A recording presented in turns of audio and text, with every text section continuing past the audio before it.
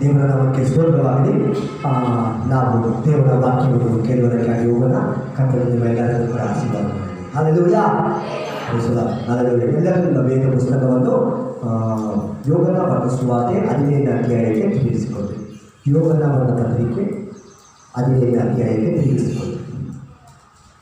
ಅದರಲ್ಲಿ ಇರುವ ಪ್ರಾಮುಖ್ಯವಾಗಿ ಇರುವ ಒಂದು ವಾಕ್ಯವನ್ನು ನಾವು ಓದಿಕೊಳ್ಳೋಣ. ನಂತರವಾಗಿ ನಾವು ದೇವರ ಸಂದೇಶವನ್ನು ಕೇಳುವುದಕ್ಕೆ ಹೋಗೋಣ. ತೆಗೆದುಕೊಂಡಿದ್ದೀರಾ? 15-14 ವಾಕ್ಯ.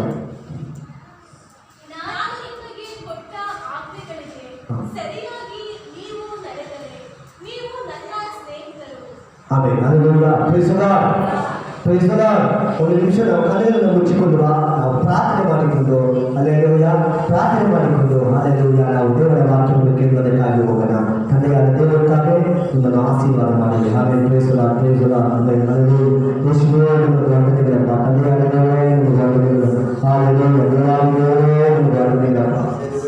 ಅಪ್ಪ ದೇವರೇ ನಿಮಗೆ ಸ್ತೋತ್ರ ದೇವರೇ. ಹಲ್ಲೆಲೂಯಾ.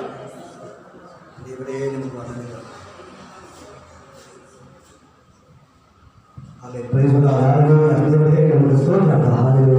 ವಾಕ್ಯದ ಮುಖಾಂತರವಾಗಿ ನಮ್ಮೆಲ್ಲರನ್ನೂ ದೇವರನ್ನು ಆಶೀರ್ವದಿಸಿದ್ದೇವೆ.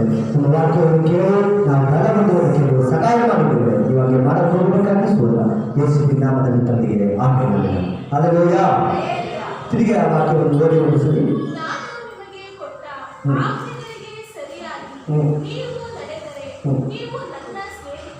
ಆಮೇಲೆ ನಾನು ಹೇಳಿದ ಎಲ್ಲ ವಾಗ್ದಾನದ ವಾಕ್ಯಗಳನ್ನು ನೀವು ಅನುಸರಿಸಿ ನೀವು ನಡೆದರೆ ನೀವು ಏನಾಗಿದ್ದೀರ ಅಂತ ಹೇಳಿ ದೇವರ ವಾಕ್ಯದಲ್ಲಿ ಬರೆಯಲ್ಪಟ್ಟಿದೆ, ಸ್ನೇಹಿತರುಗಳು. ಒಂದೊಂದು ಕಡೆಯಲ್ಲಿ ಯೇಸು ಸ್ವಾಮಿಯನ್ನ ಒಂದೊಂದು ರೀತಿಯಾಗಿ ಒಬ್ಬೊಬ್ಬರು ಯೇಸು ಸ್ವಾಮಿ ಹೇಳಿದ್ದಾರೆ, ಒಬ್ಬೊಬ್ಬರು ಅದನ್ನ ವರ್ಣನೆ ಮಾಡಿ ಹೇಳಿದ್ದಾರೆ. ಈ ಜಾಗದಲ್ಲಿ ಯೇಸು ಸ್ವಾಮಿಯೇ ಹೇಳ್ತಾ ಇದ್ದಾರೆ, ನೀವು ನನ್ನ ಸ್ನೇಹಿತರುಗಳಾಗಿ ಇರಬಹುದು ಅಂತ ಹೇಳಿ. ಹಲ್ಲೆಲೂಯಾ. ಇವಾಗೆಲ್ಲ ಸ್ನೇಹಿತರುಗಳು ಇದ್ದಾರ? ಚಿಕ್ಕ ಮಕ್ಕಳಿಗೆ ಮಾತ್ರ ಸ್ನೇಹಿತರು ಇದ್ದಾರ? ದೊಡ್ಡವರಿಗೆಲ್ಲ ಸ್ನೇಹಿತರು ಇದ್ದಾರ ಇಲ್ವಾ? ಸ್ವಲ್ಪ ಸತ್ಯವಾಗಿ ಹೇಳಿ ಇದ್ದಾರ ಅಂತ ಅನ್ಕೊಳ್ತೀನಿ. ಹಲ್ಲೆಲೂಯಾ. ಎಲ್ಲರಿಗೂ ಸ್ನೇಹಿತರು ಇದ್ದಾರೆ, ನಮಗೆ ಗೊತ್ತಾಗಲ್ಲ. ನಮ್ಮ ತಂದೆ ಶಿಶು ತಂದೆ ಇಲ್ಲಿ ಬಂದರೆ ರೋಡಲ್ಲಿ ನಡ್ಕೊಂಡು ಬರ್ತಾರೆ. ಅವ್ರು ಬಂದರೆ ಡೈಲಿ ಒಂದು ಸರಿ ಆದರೂ ಅವ್ರ ಸ್ನೇಹಿತರ ಹತ್ರ ಕೂತ್ಕೊಂಡು ಮಾತಾಡಬೇಕು. ಅವ್ರ ಸ್ನೇಹಿತರಲ್ಲಿ ಒಂದು 3 ಜನ ಇದ್ದಾರೆ, ಅವ್ರ ಹತ್ರ ಕೂತ್ಕೊಂಡು ಅವ್ರು ಮಾತಾಡದೆ ಅವ್ರ ಮನೆಗೆ ಹೋಗೋಣ.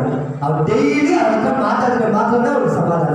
ಒಂದು ವೇಳೆ ಬೆಳಿಗ್ಗೆ ಬರುವಾಗ ಮಾತಾಡ್ತಾರೆ, ಇಲ್ಲಾಂದ್ರೆ ಮಧ್ಯಾಹ್ನ ಬರುವಾಗ ಮಾತಾಡ್ತಾರೆ, ಇಲ್ಲಾಂದ್ರೆ ಸಾಯಂಕಾಲ, ಹೆಂಗಾದ್ರೂ ಅವ್ರ ಹತ್ರ ಮಾತಾಡ್ಬಿಟ್ಟು ಹೋಗ್ಬೇಕು. ಎಲ್ಲರಿಗೂ ಸ್ನೇಹಿತರಿದ್ದಾರೆ. ಹಲ್ಲೆಲೂಯಾ. ನಮಗೂ ಯೇಸು ಸ್ವಾಮಿ ಹೇಳ್ತಾ ಇದ್ದಾರೆ, ನೀವು ಕೂಡ ನನ್ನ ಸ್ನೇಹಿತರಾಗಿ ನೀವು ಕೂಡ ಆಗಬಹುದು. ಹಲ್ಲೆಲೂಯಾ. ಇವತ್ತು ಯೇಸು ಸ್ವಾಮಿನ ಸ್ನೇಹಿತರಾಗಿ ಆಗುವುದಕ್ಕಾಗಿ ಯಾವುದನ್ನು ಮಾಡಬೇಕು ಬೇಗವಾಗಿ ಹೇಳ್ಕೊಡ್ತೀನಿ. ಮೊದಲನೇ ಕಾರ್ಯ 3 ಕಾರ್ಯಗಳನ್ನು ಮಾಡಬೇಕು. ಆ 3 ಕಾರ್ಯಗಳು ಏನಂದ್ರೆ ಯೇಸುವಿನಲ್ಲಿ ನೆಲೆಯಾಗಿರಬೇಕು. ಎಲ್ಲರೂ ಹೇಳಿ. ಸೆಕೆಂಡು, ಯೇಸುವಿನ ವಾಕ್ಯದಲ್ಲಿ ನೆಲೆಯಾಗಿರಬೇಕು. ಎಲ್ಲರೂ ಹೇಳಿಮ್ಮ. ಫಸ್ಟು ಯೇಸುವಿನಲ್ಲಿ ನೆಲೆಯಾಗಿರಬೇಕು, ಯೇಸುವಿನ ವಾಕ್ಯದಲ್ಲಿ ನೆಲೆಯಾಗಿರಬೇಕು, ಯೇಸುವಿನ ಪ್ರೀತಿಯಲ್ಲಿ ನೆಲೆಯಾಗಿರಬೇಕು. ಒಂದು ವೇಳೆ ಯೇಸು ಸ್ವಾಮಿ ರೀತಿಯಲ್ಲಿ ನಾಕಿರೋದು ಯೇಸು ಸ್ವಾಮಿ ರೀತಿಯಲ್ಲಿ ಕಷ್ಟ ಬಂದ್ರೆ ಅದರಲ್ಲಿ ಕೂಡ ನಾವು ನಂಬಿಕಸ್ಥರಾಗಿ ನೆಲೆಯಾಗಿರ್ಬೇಕು. ಹಲ್ಲೆಲೂಯಾ. ಈಗ 4 ಕಾರ್ಯ. ಒಂದು, ಯೇಸುವಿನಲ್ಲಿ ನೆಲೆಯಾಗಿರಬೇಕು, ಯೇಸುವಿನ ವಾಕ್ಯಗಳಲ್ಲಿ ನೆಲೆಯಾಗಿರಬೇಕು, ಯೇಸುವಿನ ಪ್ರೀತಿಯಲ್ಲಿ ನೆಲೆಯಾಗಿರಬೇಕು, ಯೇಸು ರೀತಿಯಲ್ಲಿ ಶೋಧನೆ ಬಂದ್ರು ನಾವು ಅದರಲ್ಲಿ ನೆಲೆಯಾಗಿರಬೇಕು. ಹಲ್ಲೆಲೂಯಾ. 1-6 ವಾಕ್ಯ ತನಕ ಯೇಸುವಿನಲ್ಲಿ ನೆಲೆಯಾಗಿರಬೇಕು ಅಂತ ಹೇಳುವ ಕಾರ್ಯದ ಬಗ್ಗೆ ಬರೆಯಲ್ಪಟ್ಟಿದೆ. 7-8 ದೇವರ ವಾಕ್ಯದಲ್ಲಿ ನೆಲೆಯಾಗಿರಬೇಕು ಅಂತ ಹೇಳುವ ಕಾರ್ಯ ಬರೆಯಲ್ಪಟ್ಟಿದೆ. 9-17 ತನಕ ಯೇಸುವಿನ ಪ್ರೀತಿಯಲ್ಲಿ ನೆಲೆಯಾಗಿರಬೇಕು ಅಂತ ಹೇಳಿ ಬರೆಯಲ್ಪಟ್ಟಿದೆ. 18-26 ತನಕ ಯೇಸು ಸ್ವಾಮಿ ರೀತಿಯಲ್ಲಿ ನಮಗೆ ಯಾವ ರೀತಿಯಲ್ಲಿ ಸನ್ನಿವೇಶಗಳು ಬಂದರೂ ಕೂಡ ಅದರಲ್ಲಿ ಯೇಸುವಿನಲ್ಲಿಯೇ ನಂಬಿಕಸ್ಥರಾಗಿದ್ದು ಯೇಸುವಿನಲ್ಲಿ ನೆಲೆಯಾಗಿರಬೇಕು ಅಂತ ಹೇಳಿ ನಾವು ಬರೆಯಲ್ಪಟ್ಟಿದೆ. ಹಲ್ಲೆಲೂಯ ಹಲ್ಲೆಲೂಯ ಸ್ತೋತ್ರ ಪ್ರೈಸ್ ಹಲ್ಲೆಲೂಯ. ಮೊದಲನೇದಾಗಿ ಯೇಸುವಿನಲ್ಲಿ ನೆಲೆಯಾಗಿರುವುದು. ಹಲ್ಲೆಲೂಯ. ಯೇಸುವಿನಲ್ಲಿ ನೆಲೆಯಾಗಿರುವಾಗ ಏನು ನಡೆಯುತ್ತದೆ? ಯೇಸಪ್ಪವನ್ನೇ ನೋಡಿಕೊಂಡಿದ್ರೆ, ಯೇಸಪ್ಪವನ್ನೇ ನೋಡಿಕೊಂಡು ಯೇಸಪ್ಪ ಬದಿಯಲ್ಲಿಯೇ ಪ್ರಾರ್ಥನೆ ಮಾಡಿಕೊಂಡು ಯೇಸಪ್ಪ ಹತ್ರನೇ ನಮ್ಮ ಸಂಬಂಧಗಳನ್ನು ನಾವು ಬೆಳೆಸಿಕೊಂಡಿದ್ರೆ ಏನಾಗ್ತದೆ? ವಾಕ್ಯವನ್ನು ಓದಿ. ಮೂರನೇ ವಾಕ್ಯ,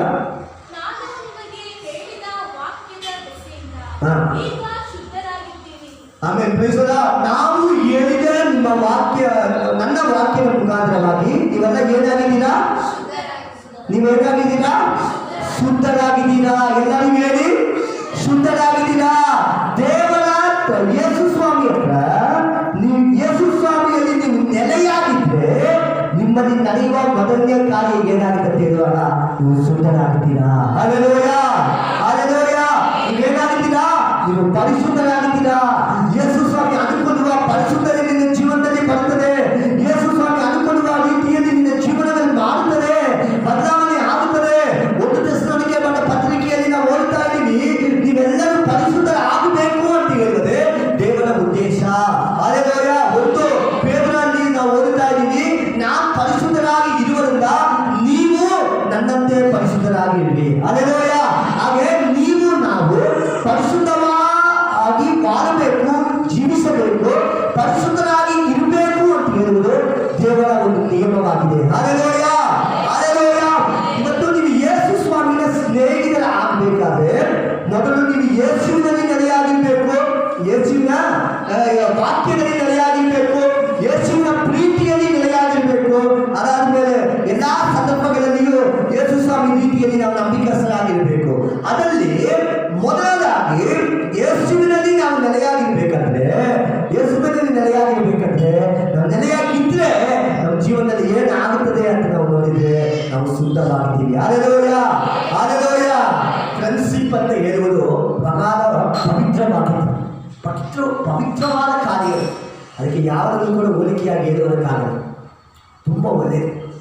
ಅದು ನೆಲೆಯಾಗಿರ್ಬೇಕಾದ್ರೆ ನಾವು ಪರಿಶುದ್ಧರಾಗಿರುವುದು ಮುಖ್ಯ. ಯೇಸು ಸ್ವಾಮಿ ಪರಿಶುದ್ಧರು. ಅವ್ರು ಯಾವ ಕಾರ್ಯವನ್ನು ಕೂಡ ಯಾವ ಸಮಯದಲ್ಲಿ ಕೂಡ ಮುಚ್ಚಿ ಇರುವವರಲ್ಲ. ತನ್ನ ಸ್ನೇಹ ಅವ್ರು ಹೇಳ್ತಾ ಇದ್ದಾರೆ, ಏನಕ್ಕಾಗಿ ಅವರು ನಿಮ್ಮನ್ನು ಸ್ನೇಹಿತರಂತ ಹೇಳ್ತೀನಿ ಅಂದರೆ, ನಾನು ನಿಮಗೆ ಗುರುವಾಗಿದ್ದರೆ, ನಾನು ನಿಮಗೆ ತಂದೆಯಾಗಿದ್ದರೆ ನಾನು ಮಾಡುವ ಕಾರ್ಯ ನಿಮಗೆ ಅರ್ಥವಾಗಲ್ಲ, ಹೇಳುವುದಕ್ಕಾಗಲ್ಲ. ನಾನು ನಿಮ್ಮ ಸ್ನೇಹಿತರಾಗಿದ್ದು ನಾನು ನಿಮ್ಮ ಜೀವನದಲ್ಲಿ ಏನೆಲ್ಲ ಮಾಡ್ತೀನೋ ಅದೆಲ್ಲ ಹೇಳ್ತೀನಿ ಅಂತ ಹೇಳಿ ದೇವರು ಹೇಳ್ತಾರೆ. ಅಂದರೆ ಸ್ನೇಹಿತರಲ್ಲಿ ಮುಚ್ಚಿ ಇಟ್ಟುಕೊಳ್ಳುವ ಸ್ವಭಾವಗಳು ಇರಲ್ಲ. Hallelujah hallelujah. ಇವತ್ತು ಒಬ್ಬೊಬ್ಬರು ಸ್ನೇಹಿತರಿದ್ದಾರೆ, ಮುಚ್ಚಿ ಇಟ್ಟುಕೊಳ್ಳುವ ಸ್ನೇಹಿತರು ಕೂಡ ಇದ್ದಾರೆ. ಅವರೆಲ್ಲ ನಿಜವಾದ ಸ್ನೇಹಿತರುಗಳಲ್ಲ. ನಿಮ್ಮನ್ನ ಸ್ನೇಹಿತರುಗಳು ಈ ವಿಚಾರಗಳನ್ನು ಹೇಳ್ಬೇಕಂದ್ರೆ ನಿಮ್ಮ ಒಂದು ವಿಚಾರಗಳನ್ನು ಹೋಗಿ ಇನ್ನೊಬ್ಬರ ಹತ್ರ ಹೇಳಿಕೊಂಡು ಒಬ್ಬರು ಸುತ್ತಾಡುತ್ತಾರಂದ್ರೆ ಈಸ್ ನಾಟ್ ಅ ಪರ್ಫೆಕ್ಟ್. ಅವನು ಸರಿಯಾದ ಸ್ನೇಹಿತರಲ್ಲ. ನಿಮ್ಮ ಹತ್ರ ಇರುವ ಕೊರತೆಗಳನ್ನ ಅರ್ಥ ಮಾಡಿಕೊಂಡು ನಿಮ್ಮನ್ನು ಸರಿ ಮಾಡಿ ನಿಮ್ಮನ್ನು ಒಳ್ಳೆಯ ತರದಲ್ಲಿ ನಡೆಸುವುದಕ್ಕೆ ಪ್ರಯತ್ನ ಪಡ್ತಾ ಇದ್ದಾರಲ್ಲ, ಅವನೇ ನಿಜವಾದ ಸ್ನೇಹಿತ. ಹಲ್ಲೆಲೂಯ. ಈ ನಿಜವಾದ ಸ್ನೇಹಿತರಾಗಿರುವ ಯೇಸು ಸ್ವಾಮಿ ಮತ್ತು ನಮ್ಮನ್ನು ಆ ಸ್ನೇಹಿತರಲ್ಲಿ ಆಗುವುದಕ್ಕಾಗಿ ಕರೆಯುತ್ತಾ ಇದ್ದಾರೆ. ಅದಕ್ಕಾಗಿ ಯೇಸುವಿನಲ್ಲಿ ನಾವು ನೆಲೆಯಾಗಿರ್ಬೇಕು. ಹಲ್ಲೆಲೂಯ. ಯೇಸುವಿನಲ್ಲಿ ನಾವು ನೆಲೆಯಾಗಿರ್ಬೇಕು. ನೀವು ಯೇಸುವಿನಲ್ಲಿ ನೆಲೆಯಾಗಿದ್ರೆ ನೀವು ಪರಿಶುದ್ಧರಾಗ್ತೀರಾ. ಹಲ್ಲೆಲೂಯ. 4ನೇ ವಾಕ್ಯ,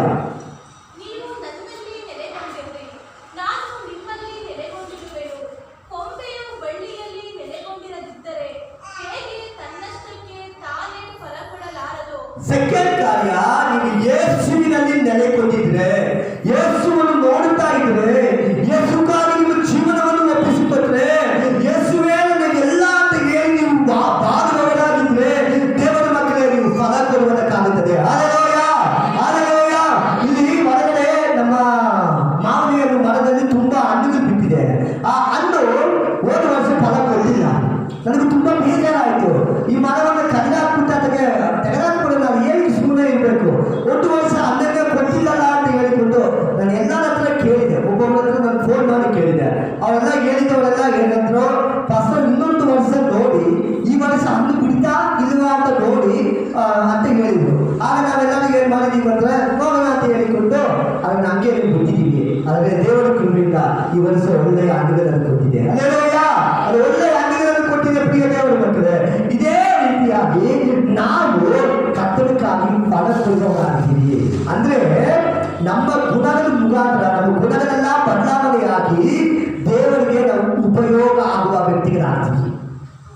ನಾವು ಇದಕ್ಕೆ ಮುಂಚೆ ಇನ್ನೊಬ್ಬರನ್ನ ಪ್ರೀತಿ ಮಾಡದಿರುವ ವ್ಯಕ್ತಿಗಳಾಗಿದ್ದಿರ್ತೀವಿ. ಕೋಪ ನಮ್ಮ ಗುಣವಾಗಿದ್ದಿರ್ಬೋದು. ಅಡ್ಜಸ್ಟ್ ಮಾಡಿಕೊಂಡು ಹೋಗೋದು ನಮಗೆ ಗೊತ್ತಿರದಿರುವ ಗುಣವಾಗಿದ್ದಿರ್ಬೋದು. ಆದರೆ ಯೇಸುವನ್ನು ನಂಬಿದ ಮೇಲೆ ಯೇಸು ಸ್ವಾಮಿಗಳನ್ನು ಬದಲಾಯಿಸುವ ಮುಖಾಂತರವಾಗಿ ನೀನು ದೇವರ ಪ್ರೀತಿಯನ್ನು ಇನ್ನೊಬ್ಬರಿಗೆ ಹೇಳುವುದರ ಮುಖಾಂತರವಾಗಿ ಏನಾಗುತ್ತೆ ಇರುವಾಗ ದೇವರ ನಾಮ ಅಲ್ಲೆಲ್ಲ ಮಹಿಮೆಯಾಗುತ್ತದೆ. ಅದರಿಂದ ನೀವೆಲ್ಲರೂ ಫಲ ಕೊಡುವವರಾಗಿ ಆಗ್ತೀರಾ. ಹಲ್ಲೆಲೂಯ.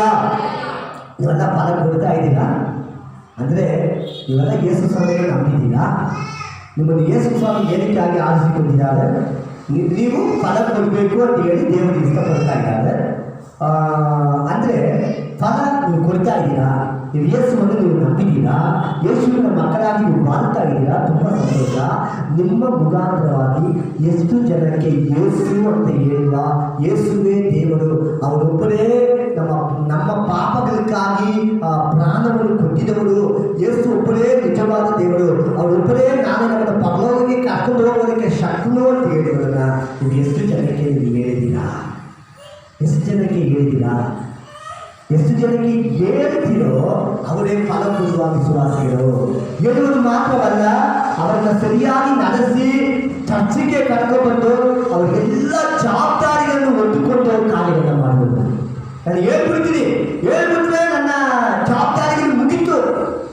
ಯಾವತ್ತಾದ್ರೂ ಒಂದು ದಿವಸ ಅವರು ದೇವರ ಮನೆಯಲ್ಲಿ ಬರ್ತಾರೆ. ಇಲ್ಲ, ಒಂದು ಗಿಡವನ್ನು ನಟ್ಬಿಟ್ಟು ಆ ಗಿಡ ಬೆಳೆದ್ರೇನು ಬೆಳೆಯಿರಿ, ಬೆಳಗ್ಗೆ ಇರುವಾಗ ಒಂದು ಗಿಡಲಿ ಅಂತ ಹೇಳಿ ಬಿಡಕ್ಕಾಗ್ತದ ಹೇಳಿ? ಬಿಡಕ್ಕಾಗಲ್ಲ. ಒಂದು ನಾಯಿ ಮಡಿಯನ್ನು ನಾವು ನಮ್ಮ ಮನೆಯಲ್ಲಿ ತಗೊಂಡ್ಬಂದು ಇರಿಸಿದ್ದೀವಿ. ಈ ನಾಯಿ ಮಡಿಯನ್ನು ಮುದ್ದಾಗಿ ನೋಡ್ಬೇಕಾಗಿದೆ. ಇವತ್ತು ಬೆಳಿಗ್ಗೆ ಅದನ್ನು ಕಟ್ಟಾಕ್ಬಿಟ್ಟು ನಾವು ಚರ್ಚ್ ಒಳಗಡೆ ಬಂದು ಕುತ್ಕೊಂಡಿದ್ದೀವಿ. ಕಟ್ಟುವರನ್ನು ಅಭ್ಯಾಸ ಮಾಡಬೇಕಂತೇಳಿ ಅದು ಕಟ್ಟಿ ಇಟ್ಟಿರುವುದು ಅದಕ್ಕೆ ಇಷ್ಟನೇ ಇಲ್ಲ. ಅದು ಕಿರುಚಾಡ್ತಾ ಇದೆ. ಕಿರುಚಾಡಿ ಹೆಂಗೋ ಇವತ್ತು ನಾವೆಲ್ಲ ಗಲಾಟ, ಅದು ಮಾಡಿದ ಗಲಾಟ ಇಲ್ಲ, ನಾವು ಕಟ್ಟಾಕಿದ ಆ ಸಂಪರ್ಕದಲ್ಲಿ ಹೆಂಗೋ ಒಂದು ಕಡೆ ಇಟ್ಟಿದ್ದೀವಿ. ಈಗ ಆರಾಮಾಗಿ ಸುತ್ತಾಡಿ ಬಂದಿದೆ. ಸೊ ಅದನ್ನು ಚೋಪನಾಗಿ ನೋಡ್ಕೋಬೇಕು. ಅದನ್ನು ನಾವು ಅದಕ್ಕೆ ಏನಾದರೂ ನಾವು ನಮ್ಮ ಇಷ್ಟಕ್ಕೆ ಮಾಡಕ್ಕೆ ಹೋದರೆ ಅದು ಒಪ್ತಾ ಇಲ್ಲ. ಅದಕ್ಕಿಷ್ಟಕ್ಕೆ ಮಾಡಿ ಅದನ್ನು ಸರಿ ಮಾಡಬೇಕು. ಇವತ್ತು ಫಲ ಕೊಡುವುದು ಅಂದರೆ, ಫಲ ಕೊಡುವ ರೀತಿಯಲ್ಲಿ ಒಬ್ಬರನ್ನು ಮಾರ್ಪಡಿಸಬೇಕು ಅಂದರೆ ಅವರ ಇಷ್ಟಕ್ಕೆ ಹೋಗಿ, ಅವರ ದಾರಿಯಲ್ಲಿಯೇ ಹೋಗಿ, ಅವರು ಇಷ್ಟಪಡುವ ರೀತಿಯಲ್ಲಿಯೇ ಮಾಡಿ ಅವರ ದೇವರ ಬಳಿಗೆ ಕರ್ಕೊಂಡು ಅವರನ್ನು ಫಲ ಕೊಡುವ ರೀತಿಯಲ್ಲಿ ಮಾರ್ಪಡಿಸಬೇಕು. ಅದು ಇನ್ನೊಬ್ಬರನ್ನು ಫಲ ಕೊಡುವ ರೀತಿಯಲ್ಲಿ ಮಾಡಿಸುವುದು. ಅದಕ್ಕೆ ಮುಂಚಿತವಾಗಿ ನೀವು ನಾವೇ ಫಲ ಕೊಡಬೇಕು. ಕರ್ತನಿಗಾಗಿ ಫಲ ಕೊಡಬೇಕು. ನೀವು ಒಳ್ಳೆಯತನಗಳಿಂದ ಕರ್ತನ ನಾಮ ಮಹಿಮೆ ಪಡುವ ರೀತಿಯಲ್ಲಿ ಮಾಡಬೇಕು. ಹಲ್ಲೆಲೂಯಾ. ನಿಮ್ಮ ಜೀವನದಲ್ಲಿ ಪಾಪಗಳು ಬರಬಾರ್ದು. ನಿಮ್ಮ ಜೀವನದಲ್ಲಿ ಇಷ್ಟವಿಲ್ಲದಿರುವ ಕಾರ್ಯಗಳು ಬರಬಾರ್ದು. ದೇವರಿಗೆ ಇಷ್ಟವಿಲ್ಲದಿರುವ ಕಾರ್ಯಗಳನ್ನು ಮಾಡಬಾರ್ದು ಪ್ರಿಯ ದೇವರ ಮಕ್ಕಳೇ. ಹಲ್ಲೆಲೂಯಾ. ಮೊದಲನೇದಾಗಿ ನಾವು ಪರಿಶುದ್ಧರಾಗ್ತೀವಿ ಯೇಸುವನ್ನು ನೋಡಿದರೆ. ಎರಡು, ನಾವು ಫಲ ಕೊಡುತ್ತೀವಿ. ಮೂರನೇದಾಗಿ ಆತ್ಮವಾಕ್ಯ.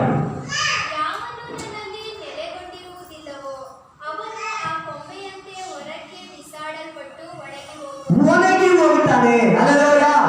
ಹಲ್ಲೆಲೂಯಾ. ಮೊದಲು ನಾವು ಪರಿಶುದ್ಧರಾಗುವುದಕ್ಕೆ ಸಾಧ್ಯ, ಫಲ ಕೊಡುವುದಕ್ಕೆ ಸಾಧ್ಯ ಯೇಸುವನ್ನು ನೋಡಿದ್ರೆ.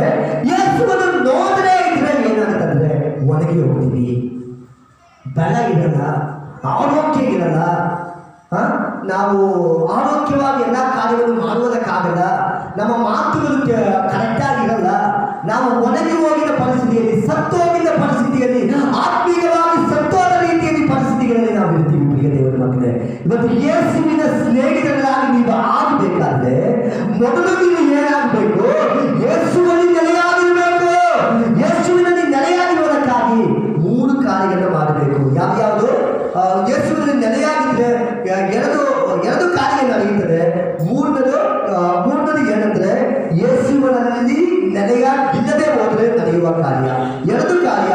ಮೊದಲು ನಾವು ಏನಾಗ್ತೀವಿ? ಪರಿಶುದ್ಧರಾಗ್ತೀವಿ. ಅಲ್ಲೆಲ್ಲೂಯಾ. 2, ನಾವೆಲ್ಲ ಫಲ ಕೊಡುವವರಾಗಿ ಆಗ್ತೀವಿ. ಎಲ್ಲರೂ ಹೇಳಿ ಪರಿಶುದ್ಧರಾಗ್ತೀವಿ, ಫಲ ಕೊಡುವವರಾಗ್ತೀವಿ. ಎಲ್ಲರೂ ಹೇಳಿ ಪರಿಶುದ್ಧರಾಗ್ತೀವಿ, ಫಲ ಕೊಡುವವರಾಗಿ ಆಗ್ತೀವಿ.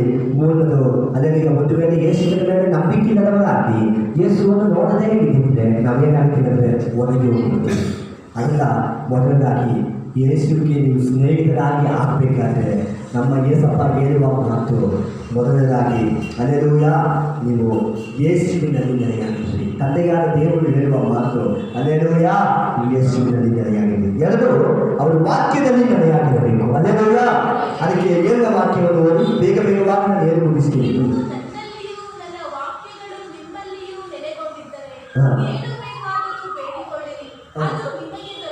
ಆಮೆನ್. ಹಲ್ಲೆಲೂಯ. ನೀವು ದೇವರ ವಾಕ್ಯದಲ್ಲಿ ನೆಲೆಯಾಗಿರುವವರಾಗಿರಬೇಕು. ದೇವರ ವಾಕ್ಯ ಏನು ಹೇಳುತ್ತದೋ ಅದು ಮಾತ್ರ ನೀವು ಮಾಡುವವರಾಗಿರಬೇಕು.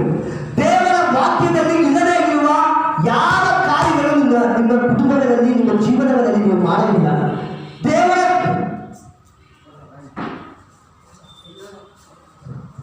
ಮಾಡಲಿಲ್ಲ. ಪ್ರಿಯ ದೇವರ ಮಕ್ಕಳೇ, ಪರಿಶುದ್ಧವಾಗಿ ಅಲ್ಲೆಲೂಯ ನೀವು ನಾವು ದೇವರ ವಾಕ್ಯಕ್ಕೆ ಪ್ರಾಮುಖ್ಯವನ್ನು ಕೊಟ್ಟು ದೇವರ ವಾಕ್ಯ ಏನು ಹೇಳುತ್ತದೋ ಅದೇ ರೀತಿಯಲ್ಲಿ ಮಾಡಬೇಕಾಗಿದೆ. ದೇವರ ವಾಕ್ಯ ಇನ್ನೊಂದು ಕಾರ್ಯವನ್ನು ನಮಗೆ ಹೇಳ್ತಾ ಇದೆ, ಯಾರು ದೇವರ ವಾಕ್ಯದ ವಿಚಾರದಲ್ಲಿ ನನ್ನನ್ನು ಗಣಪಡಿಸಿದ್ದಾರೋ ಅವರು ನನ್ನ ಪರಲೋಕದಲ್ಲಿ ನಾನು ಗಣಪಡಿಸಿದ್ದೀನಿ ಅಂತ ಹೇಳಿ ದೇವರು ಹೇಳ್ತಾರೆ. ಯಾರು ಅವಮಾನ ಪಟ್ಟುಕೊಂಡು ದೇವರ ವಾಕ್ಯದ ವಿಚಾರಗಳಲ್ಲಿ ಏನು ಹೇಳದೇ ಇದ್ದಾರೋ ಅವರು ಪರಲೋಕದಲ್ಲಿ ಇರುವ ದೇವರ ಮುಂದೆನೋ ನಾನು ಬಿಟ್ಟು ಬಿಡ್ತೀನಿ ಅಂತ ಹೇಳಿ ದೇವರು ಹೇಳ್ತಾರೆ. ದೇವರ ವಾಕ್ಯಕ್ಕೆ ಬೆಲೆ ಕೊಡುವವರಾಗಿರಬೇಕು. ದೇವರ ವಾಕ್ಯ ಹೇಳುವ ರೀತಿಯಲ್ಲಿ ನಾವು ಪಾಲ್ಗೊಳ್ಳಾಗಿರ್ಬೇಕು. ಆಕಾಶ ಭೂಮಿ ಎಲ್ಲ ಅಲಿದು ಹೋಗಬೇಕು. ಯಾವ್ದು ಅಲಿದು ಹೋಗಲ್ಲ? ಎಲ್ಲರಿಗೂ ಹೇಳಿ, ಯಾವ್ದು ಅಲಿದು ಹೋಗಲ್ಲ? ದೇವರ ವಾಕ್ಯ ಅಲಿದು ಹೋಗಲ್ಲ. ಅಲಿದು ಹೋಗದೇ ಇರುವ ದೇವರ ವಾಕ್ಯಕ್ಕೆ ನಾವು ಪ್ರಾಮುಖ್ಯವನ್ನು ಕೊಡಬೇಕು. ಅಲಿದು ಹೋಗದೇ ಇರುವ ಯೇಸುವಿನಲ್ಲಿ ನಾವು ನೆಲೆಯಾಗಿರಬೇಕು. ಅಲಿದು ಹೋಗದೇ ಇರುವ ದೇವರ ವಾಕ್ಯದೊಂದಿಗೆ ನಾವು ನೆಲೆಯಾಗಿರಬೇಕು. ನಾವೆಲ್ಲ ಅಲಿದು ಹೋಗುವ ಕಾರ್ಯದ ಮೇಲೆ ನಾವು ಆಸೆಯನ್ನು ಇದ್ದೀವಿ. ಮನೆ ಅದು ಯಾವಾಗಲೂ ಇರುವಲ್ಲ, ಹೆಚ್ಚು ಕಡಿಮೆ ಒಂದು 70 ವರ್ಷ 80 ವರ್ಷ ಅದಾದ್ಮೇಲೆ ಬೀಳಲೇಬೇಕು. ಆದ್ಮೇಲೆ ನಾವು ಆಸೆಯನ್ನು ಇರ್ತೀವಿ. ಹಣ ಅದು ಯಾವಾಗಲೂ ಇರುವಲ್ಲ, ದುಡ್ಡು ಅದೇ ಅದ್ರ ಮೇಲೆ ನಮ್ಮ ಆಸೆಗಳನ್ನು ಇರ್ತೀವಿ. ಆದರೆ ನಮ್ಮ ಆಸೆ ಇವತ್ತು ಯೇಸುವಿಗೆ ನೀವು ಸ್ನೇಹಿತರಾಗಬೇಕಾದ್ರೆ ಅಲಿದು ಹೋಗುವ ಕಾರ್ಯದ ಮೇಲೆ ಆಸೆ ಇರುವವರಾಗಿ ಅಲ್ಲ, ನೀವು ಅಲಿದು ಹೋಗದೇ ಇರುವ ಯೇಸುವಿನ ಮೇಲೆ ನೀವು ಆಸೆ ಪಡುವವರಾಗಿರಬೇಕು. ಅವರಲ್ಲಿ ನೀವು ನೆಲೆಯಾಗಿರುವವರಾಗಿರಬೇಕು. ಎರಡನೇದಾಗಿ ಅಲ್ಲೆಲೂಯ, ದೇವರ ವಾಕ್ಯ ಯೇಸು ಸ್ವಾಮಿ ವಾಕ್ಯದಲ್ಲಿ ನೆಲೆಯಾಗಿರಬೇಕು. ಸರಿ, ಯೇಸು ಸ್ವಾಮಿ ವಾಕ್ಯದಲ್ಲಿ ನೆಲೆಯಾಗಿದ್ರೆ ನಾವು ಏನೆಲ್ಲ ಕೇಳ್ತೀವೋ ಅದೆಲ್ಲ ದೇವರು ನಮಗೆ ಕೊಡ್ತಾರೆ. Alleluia, alleluia. ನೀವು ಕೇಳುವುದೆಲ್ಲ ನಿಮಗೆ ಸಿಗುತ್ತದೆ. ಅದಕ್ಕೆ ಕೇಳುವುದೆಲ್ಲ ಸಿಗುತ್ತದೆ. ನಾವು ದೇವರಿಗೆ ಇಷ್ಟವಿಲ್ಲದಿರುವ ಕಾರ್ಯವನ್ನು ಕೇಳಿದ್ರೆ ಕೂಡ ಯೇಸು ಸ್ವಾಮಿ ಕೊಟ್ಬಿಡ್ತಾರಾ ಅಂತ ಹೇಳಿ ಪ್ರಶ್ನೆ ಆಗ್ಬೋದು. ಯಾರೊಬ್ಬರು ದೇವರ ವಾಕ್ಯವನ್ನು ಸರಿಯಾಗಿ ಓದಿ ಅರ್ಥ ಮಾಡಿಕೊಳ್ತಾರೋ ಅವರು ಖಂಡಿತವಾಗಿ ದೇವರ ಉದ್ದೇಶಕ್ಕೆ ತಕ್ಕಂತೆಯೇ ಕೇಳ್ತಾರೆ. Alleluia, alleluia. ಅರ್ಥ ಆಗ್ತಾ ಇಲ್ಲ? ದೇವರ ವಾಕ್ಯವನ್ನು ಯಾರು ಓದಿ ಅರ್ಥ ಮಾಡಿಕೊಂಡಿಲ್ವೋ ಅವರೇ ಇಷ್ಟಪಟ್ಟಿದ ರೀತಿಯಲ್ಲೆಲ್ಲ ಕೇಳ್ತಾರೆ. ಅದು ಬೇಕು ಇದು ಬೇಕಂತ ಕೇಳುವವರು ಯಾರು? ದೇವರ ವಾಕ್ಯವನ್ನು ಅರ್ಥ ಮಾಡಿಕೊಳ್ಳದೇ ಇರುವವರು. ಅರ್ಥ ಮಾಡಿಕೊಂಡಿದ್ದವರು ಅರ್ಥ ಮಾಡಿಕೊಂಡಿದ್ದವರು ಯಾವುದನ್ನು ಕೇಳ್ತಾರೆ? ದೇವರ ಇಷ್ಟಪಡುವುದನ್ನೇ ಕೇಳ್ತಾರೆ. ಅಲ್ಲೆಲೂಯ. ದೇವರು ಯಾವುದನ್ನು ಕೊಡ್ತಾರೋ ಅದನ್ನು ಅರ್ಥ ಮಾಡಿಕೊಂಡು ಅದನ್ನು ನಮಗೆ ಕೊಡಿ ದೇವರೇ ಅಂತ ಹೇಳಿ ಕೇಳ್ತಾರೆ. ಅಲ್ಲೆಲೂಯ. ಅಂದ್ರೆ ದೇವರ ಚಿತ್ತ ಅನುಸಾರದಲ್ಲಿ ಅಲ್ಲೆಲೂಯ ಕೇಳುವವರಾಗಿರ್ತಾರೆ. ಇವತ್ತು ನೀವು ದೇವರ ಚಿತ್ತ ಅನುಸಾರದಲ್ಲಿ ನೀವು ಯಾವುದು ಕೇಳಿದ್ರೋ ಅದು ನಿಮಗೆ ದೇವರು ದಯಪಾಲಿಸಿದ್ದಾರೆ. ಅಲ್ಲೆಲೂಯ. ಅದು ನಿಮಗೆ ಬೇಕು ಅಂತ ಹೇಳಿ ದೇವರ ಉದ್ದೇಶವಾಗಿದ್ರೆ ಅದು ನಿಮಗೆ ಬಂದೇ ಬರುತ್ತದೆ. ಅದನ್ನು ಯಾರು ಅದೇ ಮಾಡೋದಕ್ಕೆ ಸಾಧ್ಯವಿಲ್ಲ. ಅಲ್ಲೆಲೂಯ. ಸೋದರ ದೇವರ ವಾಕ್ಯದಲ್ಲಿ ನೀವು ನೆಲೆಯಾಗಿದ್ರೆ ದೇವರು ಮಾಡುವುದು ಏನು? ನೀವು ಕೇಳುವುದೆಲ್ಲ ನಿಮಗೆ ಕೊಡ್ತಾರೆ. ಎಂತಿನ ವಾಕ್ಯ? ನೀವು ಬಹಳ ಫಲಪಡುವುದರಿಂದಲೇ ನನ್ನ ತಂದೆಗೆ ಮಹಿಮೆ ಉಂಟಾಗುವುದು ಮತ್ತು ನನ್ನ ಶಿಷ್ಯರಾಗುವಿರಿ. ನೀವು ಏನಾಗ್ತೀರಾ? ಶಿಷ್ಯರಾಗುತ್ತೀರಾ? ಎಲ್ಲರೂ ಸರಿ ಹೇಳಿ, ಎಲ್ಲರೂ ಹೇಳಿ, ಶಬ್ದವಾಗಿ ಹೇಳಿ. ಈ ವಿಡಿಯೋ ರೆಕಾರ್ಡಲ್ಲಿ ನಿಮ್ಮ ಮಾತುಗಳು ಸ್ವಲ್ಪ ಕೇಳಿ. ಓಕೆ, ಶಿಷ್ಯರಾಗಲಿ. ಹಲ್ಲೆಲೂಯ. ಯೇಸು ಸ್ವಾಮಿ ನಿಮ್ಮನ್ನೆಲ್ಲ ವಿಶ್ವಾಸಿಗಳಾಗಿರುವುದಕ್ಕಾಗಿ ಕರೆದಿದ್ದಾರ, ಶಿಷ್ಯರಾಗಿರುವುದಕ್ಕಾಗಿ ಕರೆದಿದ್ದಾರ?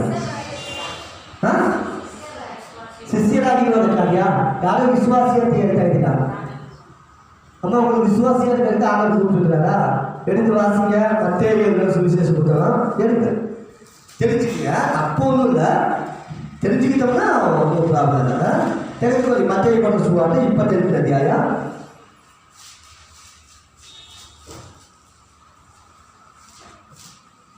ತೆಗೆದುಕೊಂಡಿದ್ದೀರಾ? ಯಾರಾದೊಬ್ಬರು ಓದಿ 19ನೇ ವಾಕ್ಯ 19ನೇ ವರ್ಷ. ಆದ್ದರಿಂದ ಹಾ. ನೀವು ಹೊರಟು ಹೋಗಿ ಹಾ. ಎಲ್ಲ ದೇಶಗಳ ಜನರನ್ನು ಶಿಷ್ಯರನ್ನಾಗಿ ಮಾಡಿರಿ. ಏನಂತ ಮನೆಗೆ ಬಂದಿದೆ? ಎಲ್ಲಾ ಜನರ ದೇಶದಲ್ಲಿ ಇರುವವರೆಲ್ಲ ಏನಾಗಿ ಮಾರ್ಪಡಿಸಬೇಕು? ಯಾರಾಗಿ ಮಾರ್ಪಡಿಸಬೇಕು? ವಿಶ್ವಾಸಿಗಳಾಗಿ ಮಾರ್ಪಡಿಸಬೇಕಂತ ಹೇಳಿ ಹೊಸ ಬೈಬಲನ್ನು ಯಾರು ಮಳೆಯಕ್ಕೆ ಹೋಗ್ಬೇಡಿ. ಹೊಸ ಬೈಬಲ್ ನಮ್ಗೆ ಬೇಡ. ಹಳೆ ಬೈಬಲಲ್ಲಿ ಇರುವುದನ್ನೇ ಇದನ್ನು ಪಾಲನೆ ಮಾಡಕ್ ಆಗ್ತಾ ಇಲ್ಲ, ಇದನ್ನೇ ಪಾಲನೆ ಮಾಡಕ್ ಆಗ್ತಾ ಇಲ್ಲ. ಈಗ ಹೊಸ ಟ್ರಾನ್ಸ್ಲೇಷನ್ ಮಾಡ್ತೀವಿ ಅಂತ ಹೇಳಿ ಹೊಸದಾಗಿ ಏನೆಲ್ಲ ಮಾಡ್ತಾ ಇದ್ದಾರೆ. ಅದೆಲ್ಲ we don't encourage. We are not encouraging that. Hallelujah. ಇವೇ ನಮ್ಗೆ ಸಾಕು. ಇರುವುದು ಒಂದನ್ನೇ ಅಚ್ಚುಕಟ್ಟಾಗಿ ಅರ್ಥ ಮಾಡಿಕೊಂಡು ಹೋಗೋಣ. ದೇವರು ನಮ್ಮನ್ನು ಆಶೀರ್ವಾದ ಮಾಡದೆ. ಅಲ್ಲೆಲ್ಲೂಯಾ. ವಿಶ್ವಾಸಿಯಾಗಿರೋದಕ್ಕಾಗಿ ದೇವರು ನಮ್ಮನ್ನು ಕಾಣೋದಿಲ್ಲ. ದೇವರು ನಮ್ಮನ್ನು ಕರೆದಿರುವುದು ಶಿಷ್ಯರಾಗೋದಕ್ಕೆ. ನಿಮ್ಮನ್ನು ಯಾವಾಗ ದೇವರು ಕರೆದ್ರೇನು, ನಿಮ್ಮ ಸೇವೆ, ನಿಮ್ಮ ಆಳು ಮೂರು, ನಿಮ್ಮ ಕೆಲಸ ಎಲ್ಲವನ್ನು ಬಿಟ್ಟು ದೇವರನ್ನು ಹಿಂಬಾಲಿಸೋದಕ್ಕೆ ನೀವು ರೆಡಿಯಾಗಬೇಕು.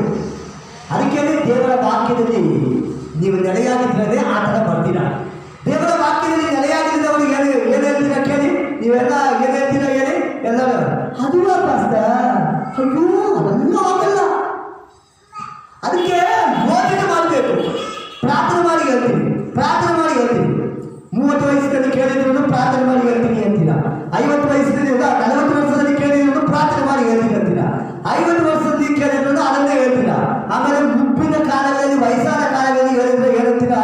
ಹೌದು ಮಾಡಿದ್ರೆ ಚೆನ್ನಾಗಿರ್ತದೆ, ಆದರೆ ಈಗ ನನಗೆ ನಡ್ಕೊಂಡು ಬಂದು ಅದನ್ನು ಮಾಡೋಕ್ಕಾಗಲ್ಲ, ಅದರಿಂದ ನಾನು ಹಿಂಗೆ ಕೇಳಿದ್ದೀನಿ ಅಂತ. ಇದೆಲ್ಲ ಎಕ್ಸ್ಕ್ಯೂಸ್ ಹೇಳುವವರಾಗಿರಬಾರ್ದು. ನಿಮ್ಮನ್ನು ದೇವರು ಕಳೆದಿರುವರು ಸಿಸ್ಟರ್, ನಿಮ್ಮನ್ನು ದೇವರು ಕಳೆದಿರುವರು ಹಲ್ಲೆಲೂಯಾ, ಶಿಷ್ಯರಾಗುವುದಕ್ಕಾಗಿ, ದೇವರು ಸೇವೆಯನ್ನು ಮಾಡುವವರಾಗಿ ಆಗುವುದಕ್ಕಾಗಿ. ಹಲ್ಲೆಲೂಯಾ. ದೇವರ ಸಭೆ ಬೆಳವಣಿಗೆಗಾಗಿ ವಿಶ್ವಾಸಿಗಳು ನೀವು, ಯೇಸುವನ್ನು ನಂಬಿ ಬರುವ ನೀವು ಎಲ್ಲರೂ ಸೇವೆ ಮಾಡುವವರಾಗಬೇಕು.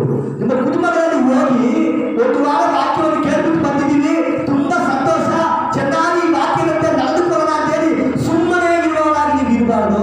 ಮಾಡದಾಗಿ ನಿಮ್ಮ ಮನೆಗೆ ಬರುವವರು ಹೋಗುವವರು ಎಲ್ಲರಿಗೂ ಯೇಸುವಿನ ಬಗ್ಗೆ ಹೇಳಿ ಭಾರತದಲ್ಲಿ ಒಬ್ಬರಾದರೂ ಚರ್ಚೆಗೆ ಕರ್ಕೊಂಡ್ಬರೋದಕ್ಕೆ ಪ್ರಯತ್ನ ಪಡಬೇಕು. ಒಂದು ಕುಟುಂಬದವರು ಒಬ್ಬರನ್ನ ಕರ್ಕೊಂಡ್ಬಂದ್ರೆ 15 ಕುಟುಂಬದವರು ನಾವು ಇದ್ದೀವಿ. 15 ಫ್ಯಾಮಿಲೀಸ್, 5 ಜನರನ್ನ ಒಂದು ವಾರಕ್ಕೆ ನಾವು ನಡೆಸಿಕೊಂಡು ಬರುವುದಕ್ಕೆ ಸಾಧ್ಯವಾಗುತ್ತೆ. ಹಲ್ಲೆಲೂಯಾ. ನಾವು ಯೇಸುವಿನ ವಾಕ್ಯದಲ್ಲಿ ನೆಲೆಯಾಗಿರುವವರಾಗಿದ್ರೆ ನಾವು ಏನಾಗ್ತೀವಿ? ಶಿಷ್ಯರಾಗ್ತೀವಿ. ದೇವರ ವಾಕ್ಯದಂತೆ ನಡೆಯೋದಕ್ಕೆ ಮನಸ್ಸು ಮಾಡಿದೆ. ಹಲ್ಲೆಲೂಯಾ. ನಾವು ಚರ್ಚಿಗೆ ಬಂದು ಹೋಗುವವರಾಗಿ ಇದ್ರೆ ನಾವು ಶಿಷ್ಯರಾಗಲ್ಲ. ನೀವೆಲ್ಲ ಹೇಳುವ ರೀತಿಯಲ್ಲಿ ವಿಶ್ವಾಸಿಗಳಾಗಿ ಇದ್ದೀವಿ, ವಿಶ್ವಾಸಿಗಳಾಗಿ ಇದೀವಿ, ವಿಶ್ವಾಸಿಗಳಾಗಿ ಸತ್ತೋಗ್ತೀವಿ. ಏನು? ಪ್ರೆಸೆಂಟ್, ಪಾಸ್ಟ್, ಫ್ಯೂಚರ್ ಟೆನ್ಸ್ ಎಲ್ಲರಲ್ಲಿ ವಿಶ್ವಾಸ. ಆದರೆ ಆ ವಿಶ್ವಾಸ ಅಂತ ಹೇಳೋದು, ಆ ನಂಬಿಕೆ ಅಂತ ಹೇಳೋದು ಮಾತ್ರ ಹೊರಗಡೆ ಬರ್ತದೆ. ಇಲ್ಲದೇ ವಿಶ್ವಾಸ ಅಂತ ಹೇಳಿ ಕಾಲದಲ್ಲಿ ಕರೀತೀವಿ. ಬೇಡ. ದೇವರ ವಾಕ್ಯದಲ್ಲಿ ನೆಲೆಯಾಗಿರೋಣ. ಮೊದಲು ಯೇಸುವಿನಲ್ಲಿ ನೆಲೆಯಾಗಿರ್ಬೇಕು. ಎಲ್ಲರಿಗೂ ಹೇಳಿ.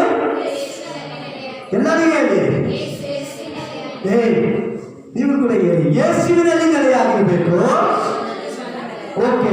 ಸೆಕೆಂಡ್, ಯೇಸುವಿನ ವಾಕ್ಯದಲ್ಲಿ ನೆಲೆಯಾಗಿರ್ಬೇಕು. ಅದೇ ಮೂರನೇ ಕಾರ್ಯ, ಯೇಸುವಿನ ಪ್ರೀತಿಯಲ್ಲಿ ನೆಲೆಯಾಗಿರಬೇಕು. ಹಲ್ಲೆಲೂಯಾ. 9ನೇ ವಾಕ್ಯದಿಂದ 17ನೇ ವಾಕ್ಯ ತನಕ ಅದ್ರ ಬಗ್ಗೆ ಬರೆದು ಬಂದಿದೆ. ಅದಕ್ಕೆ ಆಧಾರವಾಗಿ 9ನೇ ವಾಕ್ಯ ಓದ್ತೀರಾ? ತಂದೆ ನನ್ನನ್ನು ಪ್ರೀತಿಸಿದ ಹಾಗೆಯೇ ನಾನು ನಿಮ್ಮನ್ನು ಪ್ರೀತಿಸಿದ್ದೇನೆ. ನನ್ನ ಪ್ರೀತಿಯಲ್ಲಿ ನೆಲೆಗೊಂಡಿರಿ. ನಾನು ನನ್ನ ತಂದೆಯ ಆಜ್ಞೆಗಳನ್ನು ಕೈಗೊಂಡು ನಡೆದು ಆತನ ಪ್ರೀತಿಯಲ್ಲಿ ನೆಲೆಗೊಂಡಿರುವ ಮೇರೆಗೆ ನೀವು ನನ್ನ ಆಜ್ಞೆಗಳನ್ನು ಕೈಗೊಂಡು ನಡೆದರೆ ನನ್ನ ಪ್ರೀತಿಯಲ್ಲಿ ನೆಲೆಗೊಂಡಿರುವಿರಿ. ನೀವು ಯೇಸು ಸ್ವಾಮಿ ಹೇಳುವುದೆಲ್ಲ ನೀವು ಮಾಡುವವರಾಗಿ ಇರಬೇಕು ಅಂತ ಹೇಳಿ ದೇವರ ವಾಕ್ಯದಲ್ಲಿ ಬರೆದಿದೆ. ಮೂರನೇದಾಗಿ ದೇವರ ಪ್ರೀತಿಯಲ್ಲಿ ನಾವು ನೆಲೆಗೊಂಡವರಾಗಿದ್ದು ಪ್ರೀತಿಯಿಂದ ಎಲ್ಲ ಕಾರ್ಯವನ್ನು ಮಾಡಬೇಕು. ಹಾಗೆ ಅದ್ರ ಬಗ್ಗೆ ತಾನೇ ಹೇಳಿದೆ. ಯಾವುದಕ್ಕೂ ಹೊಸ ಒಡಂಬಡಿಕೆಯಲ್ಲಿ ಇರುವ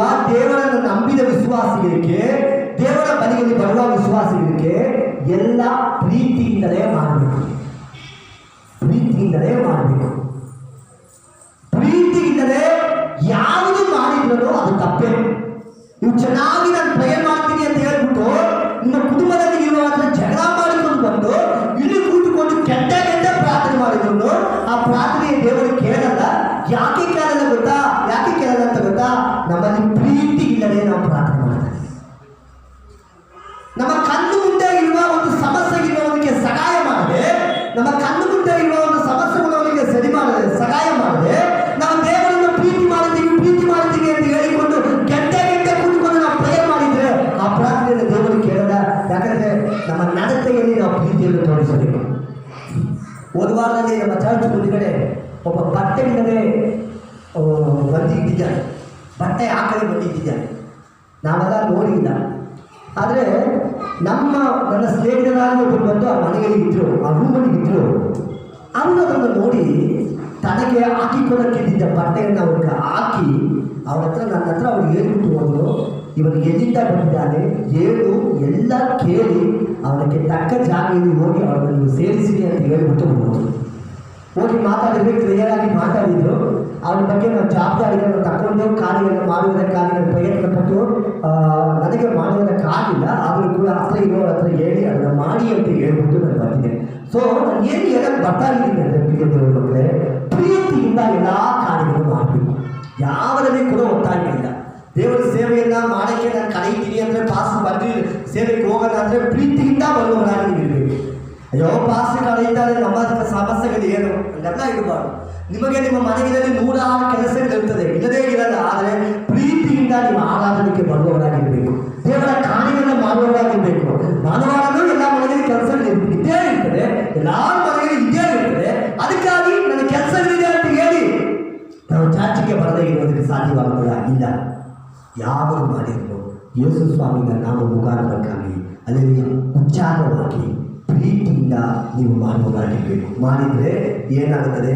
ವಾಕ್ಯ ಎಷ್ಟು ವಾಕ್ಯಮ್ಮ ಈಗ ನಾವು ಓದಿದ 11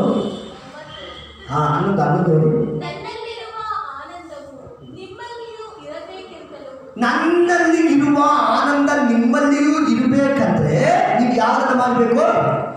ಈ ಪ್ರೀತಿಯಲ್ಲಿ ನೀವು ನೆಲೆಯಾಗಿರ್ಬೇಕು. Alleluia, alleluia, alleluia. ಪ್ರೀಸದ ಆನಂದವಾಗಿರ್ಬೇಕು ಅಂತ ಹೇಳ್ತಾ ಇದ್ದೀನಿ. ಒಬ್ಬೊಬ್ಬರು ಆನಂದವಾಗಿಯೇ ಇಲ್ಲ. ಸ್ವಲ್ಪ ನಿಮ್ಮ ಹಳ್ಳಿಗಳೆಲ್ಲ ಸ್ವಲ್ಪ ತೋರಿಸ್ಬಿಡಿ. ಸ್ವಲ್ಪ ಚೆನ್ನಾಗಿ ನಗುತ್ತಾ ಹೋಗೋದ್ರಿಂದ ದೇವರ ವಾಕ್ಯಗಳನ್ನು ಕೇಳಿಕೊಂಡು ಹೋಗಿರಿ. ಆನಂದವಾಗಿ ಸಂತೋಷವಾಗಿ ನಾವಿರಬೇಕು. ಅದಕ್ಕಾಗಿ ಮೂರನಾಗಿ ಪ್ರೀತಿಯಲ್ಲಿ ನೆಲೆಗೊಂಡವರಾಗಿರಬೇಕು. ಅಮ್ಮ ಗಮನಿಸಿ, ದೇವರ ವಾಕ್ಯ 1 ಯೋಹನ ಪತ್ರಿಕೆಯಲ್ಲಿ ಹೇಳ್ತಾ ಇದೆ, ಕಾಣುವ ನಿನ್ನ ಸಹೋದರನ ಪ್ರೀತಿಯನ್ನು ತೋರಿಸದೆ ಇರುವಾಗ ಕಾಣದೇ ಇರುವ ದೇವರನ್ನ ನೀನು ಪ್ರೀತಿ ಮಾಡ್ತೀಯ ಅಂತ ಹೇಳ್ತೀಯಲ್ಲ, ಅದು ಸುಳ್ಳು ಅಂತ ಹೇಳಿ ಅಲ್ಲಿ ಬರೆಯಲ್ಪಟ್ಟಿದೆ. ನಿನ್ನ ದೇವರಲ್ಲಿ ನಿನ್ನ ಪ್ರೀತಿಯ ವಿಚಾರಗಳಲ್ಲಿ ನೀನು ಸರಿಯಾಗಿ ಇದ್ದೀವಿ ಅಂತ ಹೇಳುವರನ್ನ ನೀವು ಎಲ್ಲಿ ನೋಡ್ಬೋದು ಅಂದರೆ ನೀವು ಮನಸ್ಸರ ಹತ್ರ ತೋರಿಸುವ ಪ್ರೀತಿಗಳಲ್ಲಿ ಅದನ್ನ ಅರ್ಥ ಮಾಡಿಕೊಳ್ಳಬೇಕಾಗಿದೆ. ಪ್ರೀತಿಯಿಲ್ಲದೆ ಜೀವನ ಮಾಡಕ್ಕೆ ಹೋಗ್ಬೋದು. ಎಲ್ಲಾದರೂ ಸೆಮಿಸಬೇಕಾಗಿದೆ, ಸಮಯದಲ್ಲಿ ಸೆಮಿಸಲೇಬೇಕು. ಬಿಟ್ಟುಕೊಡ್ಬೇಕಾಗಿದೆ ಜಾಗಗಳಲ್ಲಿ ಬಿಟ್ಟುಕೊಡಲೇಬೇಕು. ಒಬ್ಬೊಬ್ಬರು ನನಗೆ ಬಿಟ್ಟುಕೊಡಕ್ಕಾಗಲ್ಲ, ನನ್ನ ಸಭೆ ಕೇಳಲ್ಲ ಅಂತ ಹೇಳ್ಬೋದು. ಇದ್ದೀರಾ? ಸಭೆಯವರ ಬಗ್ಗೆ ಹೇಳ್ತಾ ಇಲ್ಲ ಇದೀಗ. ಆದರೂ ಕೂಡ ನೀವು ಬಿಟ್ಟುಕೊಳ್ಳುವವರಾಗಿದ್ದರೆ ನಿಮ್ಮ ಕುಟುಂಬಗಳಲ್ಲಿ ನೀವು ಕಳೆದುಕೊಂಡಿದ್ದ ಎಲ್ಲ ಆಶೀರ್ವಾದಗಳನ್ನು ಪಡೆದುಕೊಳ್ಳೋದಕ್ಕೆ ಸಾಧ್ಯವಾಗುತ್ತದೆ. ನನ್ನ ಸ್ನೇಹಿತರಲ್ಲಿ ಎಷ್ಟೋ ಜನ ನಮ್ಮ ಸಭೆಗಳಲ್ಲಿ ಬಂದು ಒಬ್ಬೊಬ್ಬರೇ ಇಲ್ಲಿ ಇಟ್ಟುಕೊಂಡು ಹೋಗ್ತಾರೆ.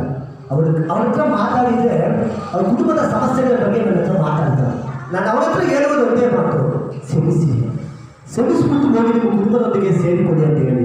5-6 ಜನರ ಮೇಲೆ ಬಂದಿದ್ರು. ಅಲ್ಲಿ 3 ಜನ ಹೋಗಿ ಒಂದು ಕುಟುಂಬದೊಂದಿಗೆ ಚೆನ್ನಾಗಿ ಇಟ್ಕೊಂಡು ನನಗೆ ಫೋಟೋಸ್ ಎಲ್ಲ ತೆಗೆದು ಕಳಿಸ್ತಾ ಇದ್ದಾರೆ. ಒಂದಯ್ಯವರು ಇಲ್ಲಿ ಬಂದಿದ್ದವರು ಅವರು ಮೊಮ್ಮಗುವನ್ನು ಸ್ನಾನ ಮಾಡಿಸಿ ಆ ಫೋಟೋವನ್ನು ನನಗೆ ಕಲಿಸಿಕೊಟ್ಟು ಚೆನ್ನಾಗಿದೆ ಅಂತ ನೋಡಿ ಅಂತ ಹೇಳ್ತಾ ಇದ್ದಾರೆ. ಅವರೆಲ್ಲ ನಮ್ಮ ದೇವರ ಆ ಪ್ರೀತಿಯಲ್ಲಿ ನೆಲೆಯಾಗಿರುವುದರಿಂದ ಸಂತೋಷವಾಗಿದ್ದಾರೆ. ಆದರೆ ಇಲ್ಲಿ ಬಂದ್ಬಿಟ್ಟು ಹೋಗಿದ್ದ ಒಬ್ಬೊಬ್ಬರು ಇವತ್ತು ತನ್ನ ಹೆಂಡತಿಯವರು ತನ್ನ ಮಕ್ಕಳುಗಳನ್ನು ಸೆಗಿಸಕ್ಕಾಗದೆ ಹೊರಗಡೆ ಇಟ್ಟುಕೊಂಡು ಕಷ್ಟಪಡ್ತಾ ಇದ್ದಾರೆ. ಬೇಡ, ಅವ್ರಿಗೂ ಮಾತ್ರ ಅಲ್ಲ, ಸಭೆಯವರು ನಿಮಗೂ ಕೂಡ ಪ್ರೀತಿಯಿಂದ ಎಲ್ಲವನ್ನು ಮಾಡಿರಿ. ನೀವು ಶ್ರಮಿಸಿಬಿಟ್ರೆ ಆಗಲೇ ಅದನ್ನ ಆಶೀರ್ವಾದ ನಿಮಗೆ ಬಂದ್ಬಿಡ್ತದೆ. ಶ್ರಮಿಸಿದ್ರೆ ಆಶೀರ್ವಾದ ಎಲ್ಲಿಯೋ ಇಲ್ಲ, ಕುಟುಂಬದಲ್ಲಿ ಇರುವ ಆಶೀರ್ವಾದಗಳು ಎಲ್ಲಿಯೋ ಇಲ್ಲ, ನಿಮ್ಮ ಮುಂದೆನೇ ಇದೆ. ಶ್ರಮಿಸುವುದಕ್ಕೆ ನಾವು ಪ್ರಯತ್ನ ಪಡಬೇಕು. ಶ್ರಮಿಸದೆ ಹೋದರೆ ಯಾವುದೂ ಕೂಡ ನಡೆಯಿಲ್ಲ. ದೇವರೇ ಹೇಳಿದ್ದಾರೆ, ನನ್ನ ಸ್ನೇಹಿತರಾಗಿ ನೀವು ಆಗಬೇಕಾದ್ರೆ ನನ್ನನ್ನು ನೀವೇನು ಮಾಡಬೇಕು, ನನ್ನನ್ನು ನೀವೇನು ಮಾಡಬೇಕಲ್ಲ, ಮನುಷ್ಯರನ್ನು ನೀವೇನು ಮಾಡಬೇಕು, ಶ್ರಮಿಸುವವರಾಗಿರಬೇಕು. ಶ್ರಮಿಸುವವರಾಗಿ ಇಟ್ಕೊಂಡು ನನ್ನ ಪ್ರೀತಿಯಲ್ಲಿ ನೀವು ನೆಲೆಯಾಗಿರಬೇಕು. ಯೇಸುವಿನ ಪ್ರೀತಿಯಲ್ಲಿ ನೆಲೆಯಾಗಿರಬೇಕು. ಹಲ್ಲೆಲೂಯಾ. ಹಾಗೆ ಇದ್ದರೆ ನಿಮಗೆ ಒಂದು ದಿವಸ ಕೂಡ ಕಷ್ಟ ಬರಲ್ಲ, ಸಂತೋಷವಾದ ಜೀವನ ಜೀವಿಸಬಹುದು. Hallelujah, hallelujah. ನಾಲ್ಕನೇದಾಗಿ ದೇವರ ಜೀವನ, ನಮ್ಮ ಜೀವನದಲ್ಲಿ ಬರುವ ಕಷ್ಟಗಳಲ್ಲಿ ಯೇಸು ಸ್ವಾಮಿ ರೀತಿಯಲ್ಲಿಯೇ ನಾವು ಏನಾಗಿರಬೇಕು, ಆ ಕಷ್ಟಗಳಲ್ಲಿ ಎಲ್ಲ ಯೇಸು ಸ್ವಾಮಿ ರೀತಿಯಲ್ಲಿಯೇ ನಂಬಿಕಸ್ಥರಾಗಿರಬೇಕು. ಇತರೆ ಏನಾಗುತ್ತದೆ, ಕೊನೆಯ ವಾಕ್ಯ 27ನೇ ವಾಕ್ಯ. ನೀವು ಮೊದಲಿನಿಂದ ನನ್ನ ಸಂಗಡ ಇದ್ದ ಕಾರಣ ನೀವು ಸಾಕ್ಷಿಗಳಾಗಿದ್ದೀರಿ. ಆಮೇಲೆ ನೀವು ಮೊದಲಿನಿಂದ ನನ್ನ ಸಂಗಡ ಇದ್ದಿರುವುದರಿಂದ ನನ್ನ ಸಾಕ್ಷಿಗಳಾಗಿದ್ದೀರಾ. ಇದು ಯಾರ ಹತ್ರ ಹೇಳಿದ್ರು? ಯೇಸು ಸ್ವಾಮಿ ಶಿಷ್ಯರ ಹತ್ರ ಹೇಳಿದ್ರು. ಯೇಸು ಸ್ವಾಮಿ ಶಿಷ್ಯರ ಹತ್ರ ಹೇಳ್ತಾ ಇದ್ದಾರೆ, ನೀವೇ ನನ್ನ ಸಾಕ್ಷಿಗಳು ಅಂತ ಹೇಳ್ತಾ ಇದ್ದಾರೆ. ನೀವು ಮೊದಲಿನಿಂದ ನನ್ನೊಂದಿಗೆ ಇದ್ದಿದ್ದೀರಾ. 3 ವರ್ಷಕ್ಕೆ ಮುಂಚೆ ನನ್ನ ಸೇವೆಯನ್ನು ಪ್ರಾರಂಭ ಮಾಡಿದ ಕಾಲದಿಂದ ನೀವು ನಮ್ಮೊಂದಿಗೆ ಇದ್ದಿದ್ದೀರಾ. ನೀವೇ ನಮ್ಮ ಸಾಕ್ಷಿಗಳು. Hallelujah, hallelujah, hallelujah. ಇವತ್ತು ನೀವು ನಾವು ಕಷ್ಟಗಳಲ್ಲಿ ನಂಬಿಕಸ್ಥರಾಗಿ ಯೇಸು ಸ್ವಾಮಿ ರೀತಿಯಲ್ಲಿ ಇದ್ರೆ ದೇವರು ನಮ್ಮನ್ನು ಏನು ಮಾಡ್ತಾರೆ ಗೊತ್ತಾ? ನಮ್ಮ ದೇವರು ಏನು ಮಾಡ್ತಾರೆ ಗೊತ್ತಾ?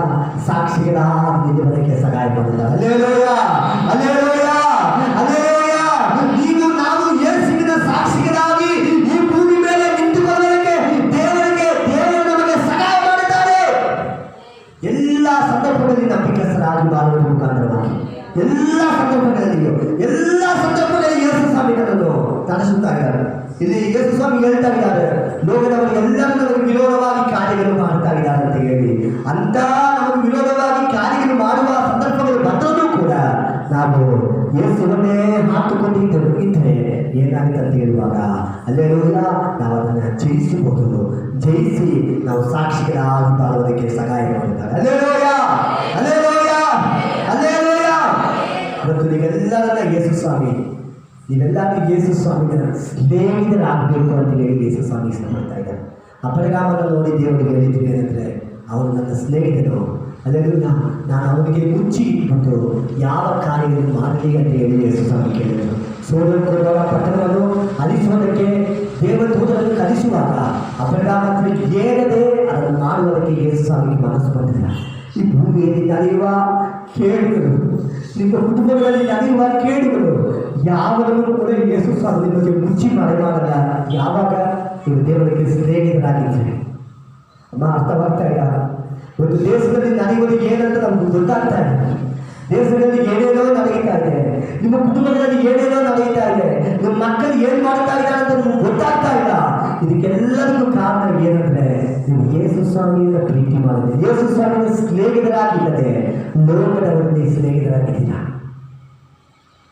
ಮತ್ತು ಲೋಕದ ಹತ್ರ ಇರುವ ಸ್ನೇಹಗಳನ್ನೆಲ್ಲ ಬಿಟ್ಬಿಡಿ. ಫೇಸ್ಬುಕ್ಕಲ್ಲಿ ನಿಮಗೆ ಎಷ್ಟು ಸ್ನೇಹಿತರಲ್ಲಿ ಇದ್ದಾರೆ ಅಂತ ಹೇಳಿ ಯೇಸು ಸ್ವಾಮಿ ಕೇಳಲ್ಲ. ನನ್ನ ತಂಗಿ, ಸ್ವಂತ ತಂಗಿ ತಮಿಳುನಾಡಲ್ಲಿ ಇದ್ದಾರೆ. ಫೇಸ್ಬುಕ್ಕೆಲ್ಲ ಪ್ರಾರಂಭ ಮಾಡಿ ಫೇಸ್ಬುಕ್ಕಲ್ಲಿ ಎಲ್ಲರೂ ಹೋಗಿ ಮೊಟ್ಟ ಮೊದಲಾಗಿ ಕಾರ್ಯವನ್ನು ಮಾಡ್ತಾ ಇದ್ದ ಕಾಲದಲ್ಲಿ ನನ್ನ ತಂಗಿಗೆ 4,500 ಫ್ರೆಂಡ್ಸ್ಗಳಿದ್ದರು. 5,000 ಆದರೆ ಮುಗೀತು, ಅದುಮೇಲೆ ಫ್ರೆಂಡ್ಸ್ಗಳು ಆಗೋದಕ್ಕಾಗಲ್ಲ. ಆಗಿನ ಕಾಲದಲ್ಲಿ ನನಗೆ 7 ವರ್ಷ ಹೆಚ್ಚು ಕಡಿಮೆ ಒಂದು 7 ವರ್ಷ 8 ವರ್ಷದ ಮುಂಚೆನೆ ನಮ್ಮ ತಂಗಿ ಹತ್ರ ಸ್ನೇಹಿತರು ಎಷ್ಟು ಜನ ಇದ್ರು? 4,500 ಜನ ಆಗಲೇ ಇದ್ರು ಫ್ರೆಂಡ್ಸ್. ಇದರಲ್ಲಿ ಎಷ್ಟು ಜನಮ್ಮ ಯೇಸು ಸ್ವಾಮಿ ನಂಬಿದವರು ಅಂತ ಕೇಳಿದೆ. ಅವರು ತುಂಬನೇ ತಲೆ ಕೆಡಿಸ್ಬಿಟ್ಟು ಹೋದರು.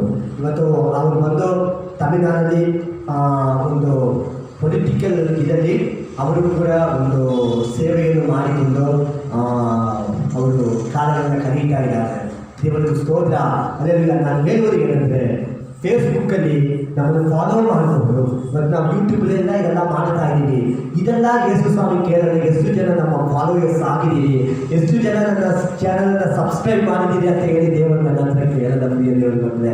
ಅದಕ್ಕೆ ಬದಲಾಗಿ ದೇವರು ನನ್ನ ಹತ್ರ ಕೇಳೋದು, have I friendship with lord? ದೇವರ ಹತ್ರ ನಾನು ಸ್ನೇಹಿತನಾಗಿದ್ದೀನಾ?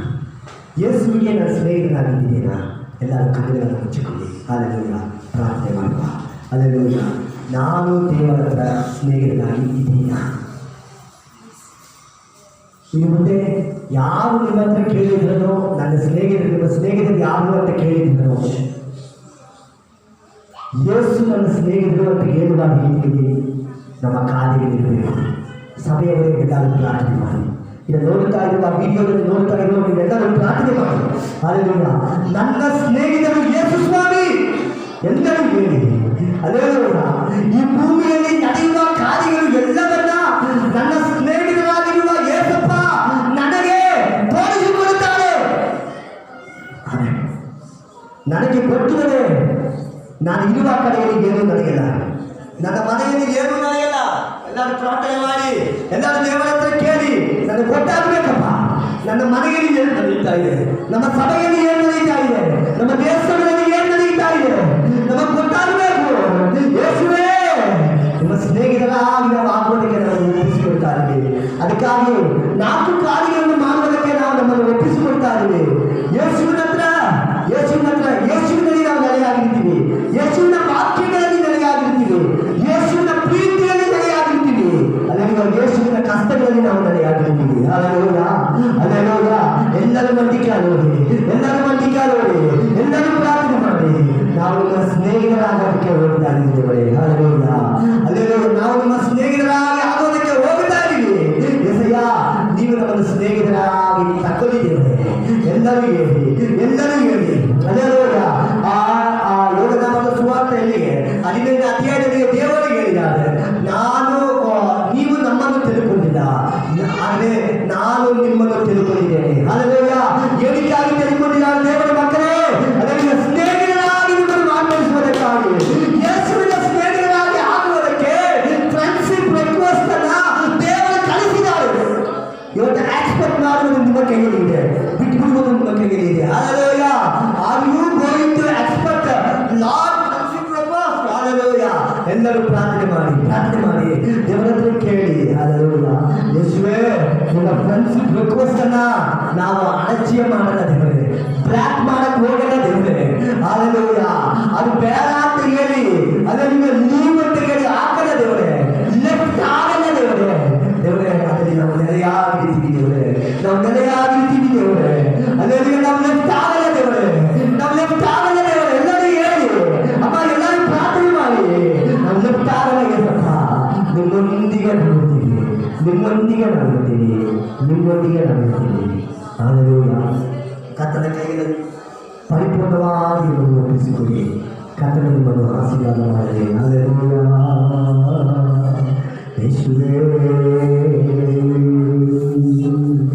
ಹಲ್ಲೆಲೂಯಾ. ನನ್ನ ಜೀವನವನ್ನು ತಿಳಿದಿರಲು ನೀನು ನನ್ನಯ ಕುರಿತು ವಿವರವಾಗಿ ಚಿಂತಿಸುವೆ ನೀನು. ನನ್ನಯ ಜೀವನವನ್ನು ತಿಳಿದಿರುವೆ ನೀನು ನನ್ನಯ ಕುರಿತು ವಿವರವಾಗಿ ಚಿಂತಿಸುವೆ ನೀನು. ಕೊರತೆಗಳನ್ನು ನೀಗಿಸುವವನು ನೀನೇಸಯ್ಯ, ಕೊರತೆಗಳನ್ನು ನೀಗಿಸುವವನು ನೀನೇಸಯ್ಯ. ಸೋಲುಗಳಲ್ಲಿ ಜಯವನ್ನು ಕೊಡುವ ದೇವರು ನೀನಯ್ಯ, ಸೋಲುಗಳಲ್ಲಿ ಜಯವನ್ನು ಕೊಡುವ ದೇವರು ನೀನಯ್ಯ. ಯೆಸಯ್ಯ, ಯೆಸಯ್ಯ, ನೀನಿಲ್ಲದೆ ನಾನಿಲ್ಲಯ್ಯ. ಯೆಸಯ್ಯ,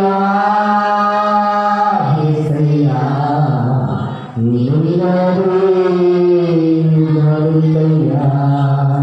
ನಿನ್ನಂತ ದೇವರು ಯಾರೂ ಇಲ್ಲ, ನಿನ್ನಾಗೆ ಒಬ್ಬರೂ ಇಲ್ಲ. ನಿನ್ನಂತ ದೇವರು ಯಾರೂ ಇಲ್ಲ.